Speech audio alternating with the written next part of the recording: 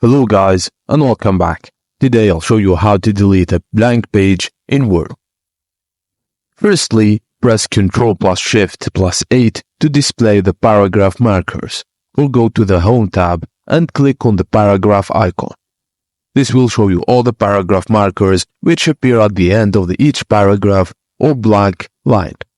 Find the unwanted blank page. The paragraph markers will reveal any hidden spaces or blank lines, causing extra page. Just highlight the paragraph markers on the blank page and press the delete key. If some markers remain, just press backspace to remove any lingering markers that may still hold the page open. Now, go to the blank page and keep pressing backspace until the page disappears completely. This should help you remove any unwanted blank pages in your document on Word, keeping it clean and ready for presentation or printing. And that's it guys, thank you for watching and please don't forget to like and subscribe for more.